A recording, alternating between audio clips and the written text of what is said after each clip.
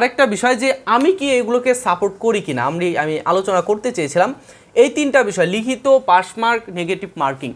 লিখিত থাকবে কিনা, আমি বলি থাকবে।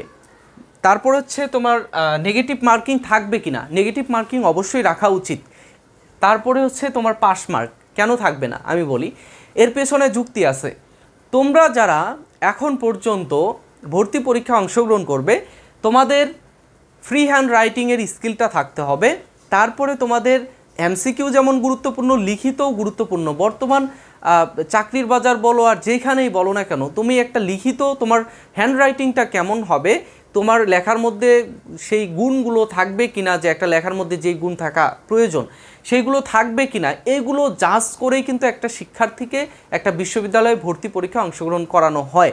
এবং এগুলো টেস্ট করেই, শুধু তো তোমার জন্য না, তোমার একার জন্য কি এই সিস্টেমটা না, প্রত্যেকটা শিক্ষার্থীর জন্যই। সো যত হার্ড হবে এটা তোমার জন্য অ্যাভারেজ, যত সহজ হবে তোমার জন্য অ্যাভারেজ। সহজ হলে কেমন হয় যে তুমি ফুল মার্কের অ্যান্সার করেছো, তারপরেও তুমি নিশ্চিত না তুমি ফুল মার্কের অ্যান্সার করেছো, তুমি জানো যে তুমি 72-এর মধ্যে 72 মার্কই পাবা, কিন্তু তারপরেও তুমি নিশ্চিত না যে তুমি চান্স পাবে। কেননা আরও ভালো ভালো শিক্ষার্থী রয়েছে, তোমার থেকে ভালো শিক্ষার্থী নেই, অবশ্যই আছে। তারা কি করেছে, তারা তোমার মতোই পরীক্ষা দিয়েছে, কিন্তু তারা দেখা যায় যে তোমার থেকে জিপিএ বা অন্যান্য কিছুতে থাকার কারণে তোমার থেকে তারা ভালো মার্ক, একই মার্ক পেয়ে তারা চান্স পেয়ে গেছে, তুমি সিরিয়াল থেকে একটু দূরে।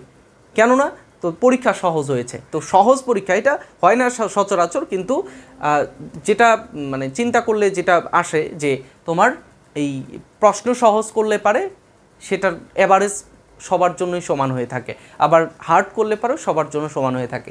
ঠিক আছে, আশা করি বুঝতে পেরেছো।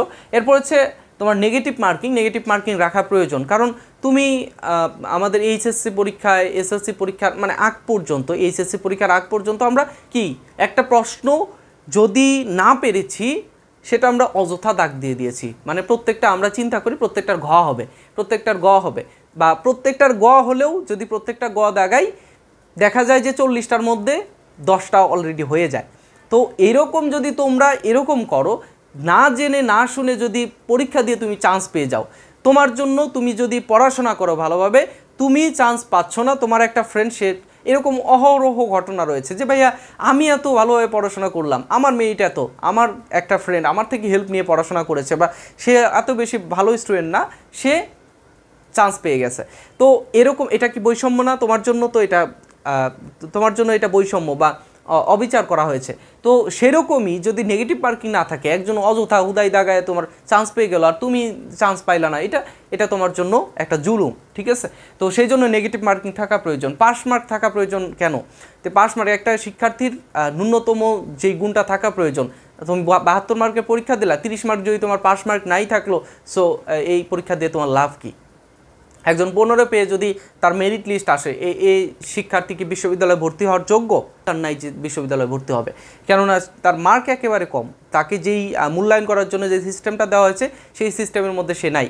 সো তার পাস মার্কও থাকার প্রয়োজন আছে। ঠিক আছে।